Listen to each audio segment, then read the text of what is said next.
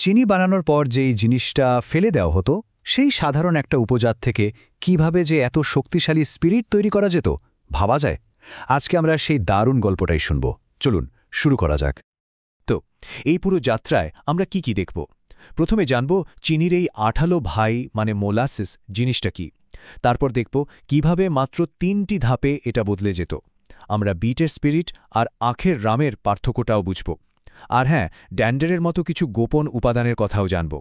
শেষে দেখব সারা বিশ্বে মানুষ কেমন দারুণ সব কৌশল বের করেছিল এর জন্য। চলুন একদম গোড়া থেকে শুরু করা যাক।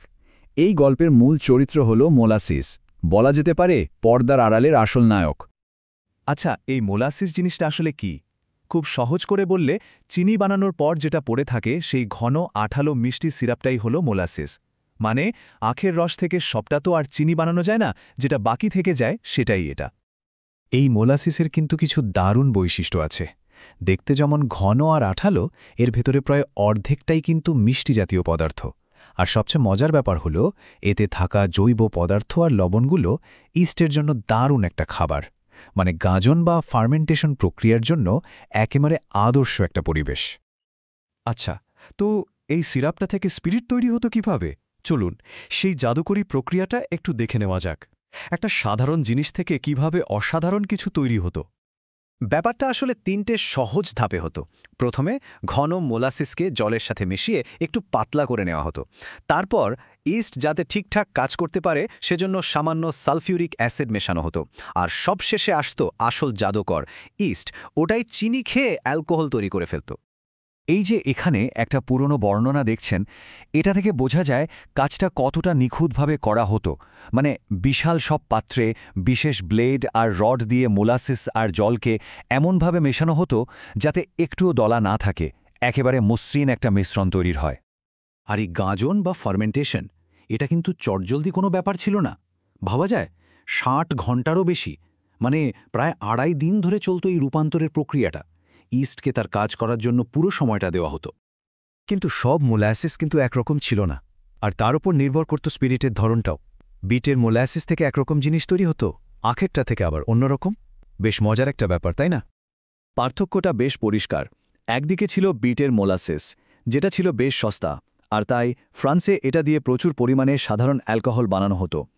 কিন্তু অন্যদিকে ছিল আখের মোলাসিস। ওটা ছিল দামি, কিন্তু চিনির পরিমাণ বেশি থাকায় ওয়েস্ট ইন্ডিজের সেরা মানের রাম বানানোর জন্য ওটাই ছিল সেরা পছন্দ। এবার চলুন যাওয়া যাক ওয়েস্ট ইন্ডিজে। ওখানকার রাম তৈরির পেছনে একটা দারুণ গোপন রহস্য ছিল, একটা বিশেষ উপাদান যা তাদের রামকে একেবারে অন্য মাত্রায় নিয়ে গিয়েছিল। ভাবার বিষয় হল, সেই সময় তো আজকের মতো আধুনিক ইস্ট ছিল না। তাহলে ওরা কিভাবে এত ভালোভাবে গাজনটা করত, কিভাবে আরও দ্রুত আর ভালো রাম বানাত? উত্তরটা কিন্তু লুকিয়েছিল একটা বিশেষ জিনিসের মধ্যে। আর সেই গোপন উপাদানের নাম হল ডান্ডার। আচ্ছা, ডান্ডার জিনিসটা কি? এটা হলো পাতন করার পর যে তরলটা পড়ে থাকত সেটাই, অনেকটা দইয়ের সাঁজা বা সাঁচার মতো, যেটা পরের বারে দই জমাতে সাহায্য করে। ডান্ডারও ঠিক সেইভাবে পরের ব্যাচের গাঞ্জনকে আরও শক্তিশালী আর সুগন্ধি করে তুলত। এই পার্থক্যটা দেখলেই বোঝা যায় ড্যান্ডারের মতো জিনিসের গুরুত্ব কতটা ছিল। দেখুন, সাধারণত উৎপাদকেরা ভাবতেন ১ গ্যালন মোলাস থেকে ১ গ্যালন রাম পাওয়া যাবে। কিন্তু বিজ্ঞানীরা হিসাব করে দেখিয়েছেন ঠিকঠাক গাজন হলে ১০০ পাউন্ড মোলাস থেকেই প্রায় ৫.৫ গ্যালনেরও বেশি রাম বানানো সম্ভব। কি বিশাল একটা পার্থক্য! আর এই ফারাকটাই বুঝিয়ে দেয় দক্ষ গাজন কতটা জরুরি ছিল। ওয়েস্ট ইন্ডিজের ডান্ডার তো একটা উদাহরণ মাত্র। চলুন দেখি পৃথিবীর অন্য প্রান্তে মানুষ কেমন দারুণ সব নিজস্ব কৌশল বের করেছিল। স্থানীয় জিনিসপত্র ব্যবহার করে তারা অসাধারণ সব কাজ করত। যেমন ধরুন মরিশাসের কথা, ওরা কোনো জটিলতার মধ্যেই যেত না।